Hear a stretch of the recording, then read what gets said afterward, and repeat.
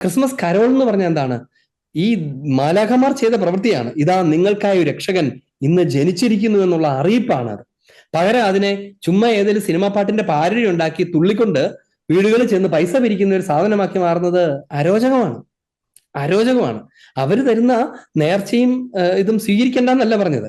അവരതിന്റെ കൂടെ സമർപ്പിക്കുന്ന കാഴ്ച സമർപ്പണങ്ങൾ, അതായത് ഉണ്ണീശോയുടെ തിരുപ്പിറവിയുടെ സന്തോഷത്തിൽ ദേവാലയത്തിൽ സമർപ്പിക്കുന്ന കാഴ്ച സമർപ്പണങ്ങൾക്ക് അർത്ഥമുണ്ട്. പക്ഷേ ചർച്ചകൾ മുഴുവനും അതിന് കിട്ടുന്ന വരുമാനത്തെക്കുറിച്ചായി കഴിഞ്ഞാൽ അതിന്റെ അർത്ഥം മാറും. KCM-കാര് കരോളിന് പോകുമ്പം ഈ പ്രാവശ്യം കഴിഞ്ഞ പ്രാവശ്യത്തെക്കാൾ കൂടുതൽ വരവ് കിട്ടുമെന്നോ, അല്ലെ അവരുടെ വീട്ടിൽ കയറി അവർ 500 വരാറില്ലെന്നോ പോലത്തെ ചർച്ചകൾ ആ ഇടവകയിൽ വന്നിട്ടുണ്ടെങ്കിൽ അന്ന് നിർത്തിവെക്കണം കരോൾ. എന്നിട്ട് അവരെ ഒരുമിച്ചിരുത്തി പഠിപ്പിച്ചിട്ടേ കരോളിന് വിടാവുള്ളൂ. ചുമ്മാ ആ വീടുകളിലൂടെ കയറാനും രാത്രിയിൽ തുള്ളിച്ചാടി നടക്കാനും എന്നിട്ട് കാപ്പി കുടിച്ച് ഭക്ഷണം കഴിച്ച് ഉറക്കളച്ച് നടക്കുന്നതിന്റെ രസം അനുഭവിക്കാനും മാത്രമായിട്ട് കരോൾ മാറരുത്. കരോൾ എപ്പോഴും മിശിഹായുടെ മനുഷ്യാവതാരത്തെക്കുറിച്ച് അറിയിക്കുന്നതാണ്. നമ്മൾ കരോൾ നടത്തുമ്പോണ്ടല്ലോ, വീട്ടിൽ ചെന്നിട്ട് ചുമ്മാ പാട്ട് പാടുകയല്ല ചെയ്യേണ്ടത്, അവിടെ ചെന്ന് സംസാരിക്കുക ചെയ്യേണ്ടത്.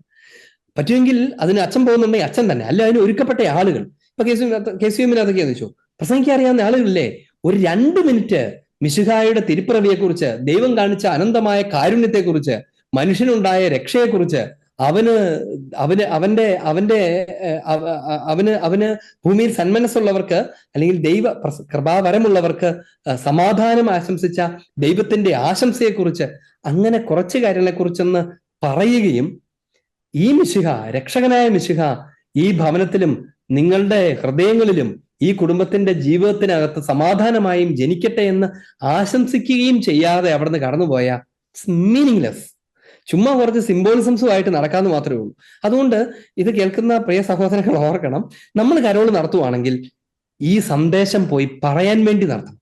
അത് എല്ലാ വീടുകളിലും, അത് ജാതിമത ഭേദമന്യേ സകല ജനത്തിനും വേണ്ടിയുള്ള സദ്വാർത്തയായതുകൊണ്ട് ആ സദ്വാർത്ത അറിയിക്കാൻ വേണ്ടി പോകണം.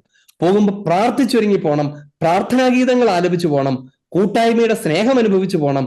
എന്നിട്ട് അവിടെ ചെന്നിട്ട് ഈ വിഷയത്തെക്കുറിച്ച് സംസാരിക്കുകയും ചെയ്യണം. ഏറ്റവും ഓക്വേർഡ് ആയിട്ടുള്ള പാരഡി പാട്ടുകൾ പാടി തുള്ളാൻ വേണ്ടിയിട്ട് പോകരുത് എന്നാണ് അത് സ്നേഹപൂർവ്വം അഭ്യർത്ഥിക്കാനും കൂടെ ഉള്ളത്. കർത്താവിനെ അങ്ങ് മാറ്റി വെച്ചിട്ട് ബാക്കി കുറച്ച് പാട്ടുണ്ടായിരുന്നു, പിള്ളേർക്കൊക്കെ രസമല്ല എന്ന് ചിലപ്പം അച്ഛന്മാരായ ഞങ്ങളും ചിലപ്പം കരുതും. പിള്ളേരുടെ രസമല്ല ഇതിനകത്തെ കാര്യം. പിള്ളേർ വരണമെങ്കിൽ തുള്ളലൊക്കെ വേണം, ചാടി ചെയ്തോട്ടെ, പക്ഷേ അതിന്റെ അപ്പുറത്തുള്ള അതിന്റെ ഉള്ളർത്ഥത്തെ അവഗണിക്കാൻ ഇടയാകരുത്. മിശിഹായെക്കുറിച്ച് പറയുകയും അവിടുത്തെ ജനത്തിൽ ആനന്ദിക്കുകയും ചെയ്യുന്ന ഒരു കൂട്ടം ആളുകളുടെ സന്തോഷത്തിന്റെ മാലാഖമാര് നടത്തിയതുപോലത്തെ സന്ദർശനമാകണം ഈ കരോളുകൾ.